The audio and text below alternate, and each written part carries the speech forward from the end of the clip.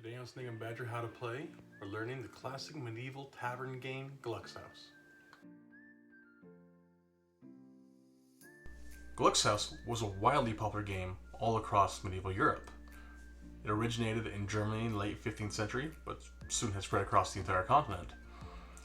As you can see from these two boards right here, the designs are fairly consistent. Usually shaped like a house. It can have other shapes, but the house is most common, which is what earned it the nickname of House of Fortune.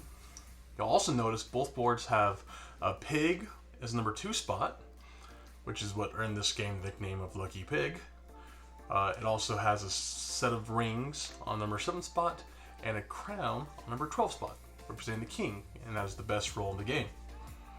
You will notice there's one major difference, and that is this board over here has number 4 spot, and this one does not. Usually, the board does not have a 4 spot, and we'll get into that into the rules. And now that you have a brief history of the game, let's learn how to play. So this is our copy of Gluckshaus. As you can see, it's pretty similar to the other two copies. It's got the board down here on 2, a set of rings here on 7, and a crown up here on 12.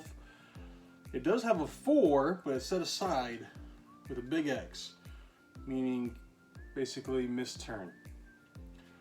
One of the reasons Gluckshaus was so popular in medieval times was because it was so easy to learn.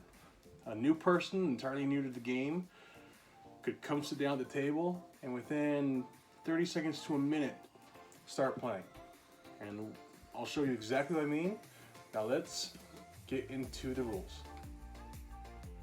The best way to explain the rules are basically to start playing.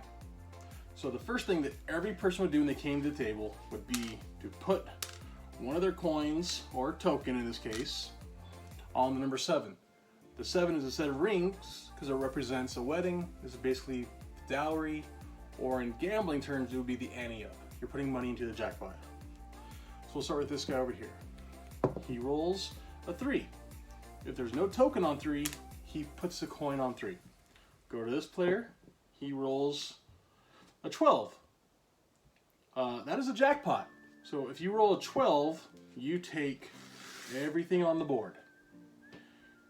And now we move on to the next player. Before he plays, every player has to put another token back on 7 to stay in the game. So now he rolls, he got an 11. No coin on 11, he puts one there. This guy rolls a 9, nothing on 9, goes up here. This guy rolls, gets an 8, nothing on 8. Mr. Lucky over here, he rolls. You already rolled, those are kind of cocked. Gets a 9. There's a coin on 9, and if there's a coin already there, you take it. Over here to this guy again, an 11, there's a coin on 11, he takes that one. Down here, an 8, there's a coin on 8, he takes that one. Back to this guy, he rolls, he got a 4, which means he basically misses turn. It's kind of a wash. You don't gain any coins, but you also don't lose your coin. Back to Mr. Lucky, he got a 7. When a 7 is rolled, you always put on, even if there's something there.